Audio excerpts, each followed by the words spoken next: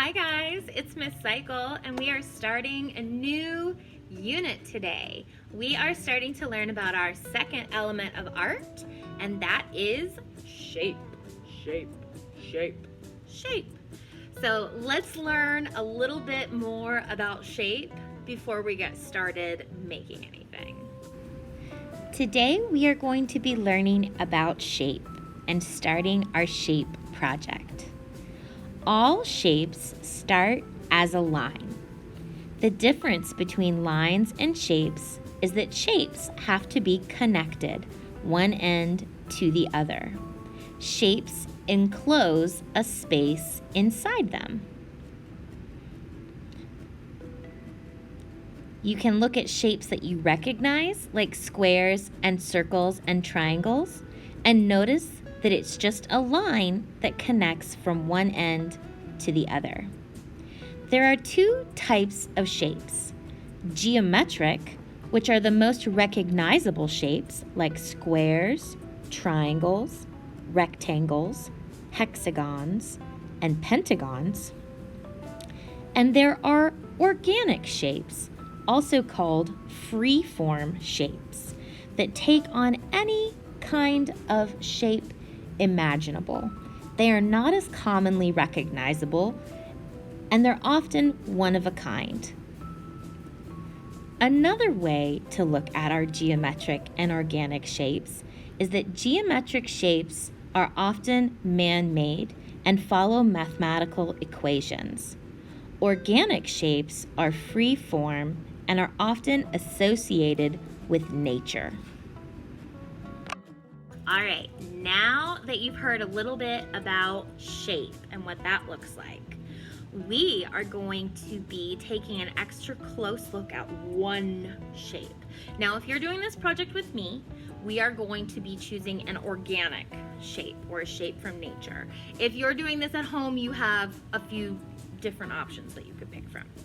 But if you're doing it with me, we are gonna take one shape and overlap it and repeat it over and over again. Can you see what the shape is? It gets a little tricky with all the colors and designs in there. It's a pumpkin. So yes, we are going to be choosing a pumpkin, or if you're coming to school, I will give you the choice of a pumpkin or a leaf.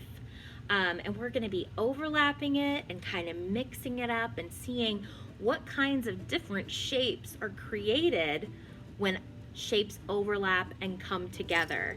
And then we're really gonna emphasize the way that looks based on the way that we color it. If you notice, I only picked 2 colors in addition to black, and I think that really gives it an interesting effect. So my piece is finished and colored, but we are not getting here today. Today we are just going to be worrying about our shapes, getting them traced onto paper, getting them overlapped onto paper, and then we're going to be worried about our black and coloring next week on part 2 of this project. So let's take a look at what materials you're going to need.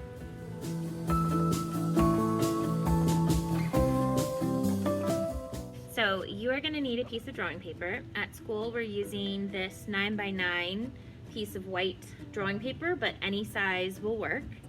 We're going just a little smaller so it doesn't take 1,000,000 years to fill it up. We're going to use a regular pencil, and then you don't need your black drawing tool today. You don't need your coloring tools today, because that's going to be in part 2 of this assignment.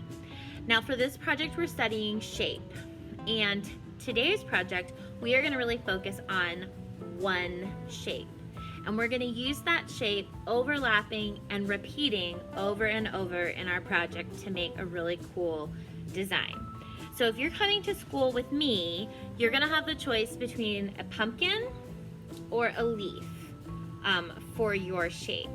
Now if you're doing this project at home, you can choose any shape you want. If you want to do a pumpkin or a leaf, here's what you're gonna have to do. You're gonna have to find a piece of cardboard. Now, it doesn't have to be fancy and clean and perfect like this one. You can see if there's a cereal box in the recycling, an old cardboard box, even the cover of an old magazine, just something that's a little bit thicker than regular paper. And you can draw the shape of a pumpkin. Now it does not have to be perfect. A pumpkin starts with a basic circle-ish, and then it has a stem. The cool thing about the fact that we're cutting this out is that when I draw it, it doesn't have to be exactly the way that it's going to be when I cut it out. Now I have my scissors, and I'm going to cut out my shape. Now if I decided, oh, I want it to have a little bit more of a bump to it, I can do that and cut out the shape of my pumpkin. Now, I said you do not have to do a pumpkin, so you could do any kind of shape that you want. If you don't want to do a pumpkin, you could even just find a circle around your house or a square and use that as the template in your shape project. So that is your choice. You can either make your template by cutting a shape, geometric or organic, out of cardboard, or finding something around your house that you could use as a shape template. But remember, we're only using one shape, okay?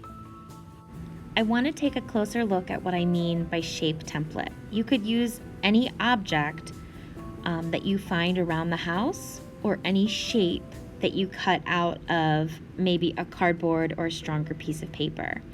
Like I said, if you want to do that pumpkin, just go ahead and draw a pumpkin and cut it out, and you will have that template to use for your project. I showed a hammer quickly at the beginning because that might be an interesting shape to use, or any other object that you might find. But I'm going to get started here with my pumpkin. We are going to eventually use a black Sharpie for our lines, but today, for this part of the project, we are just using the pencil. Now, I'm going to decide where this template goes, and I'm going to lightly trace around it. If I accidentally move my template or it gets knocked in the wrong place, I'm not going to worry too much about it. I want to trace it as many times as I can without overlapping. Because of the way I place this pumpkin, I think that is a total of 2. So down here, I might just have part of my pumpkin peeking onto my paper, and the same thing up here at the top. Now I started with all of my pumpkins facing up, but that's going to change very shortly. I traced about 4 pumpkins. Now I'm going to start to move my pumpkin around. I want you to pay attention though when you're tracing these overlapping shapes, that the shapes that you're creating aren't getting too tiny.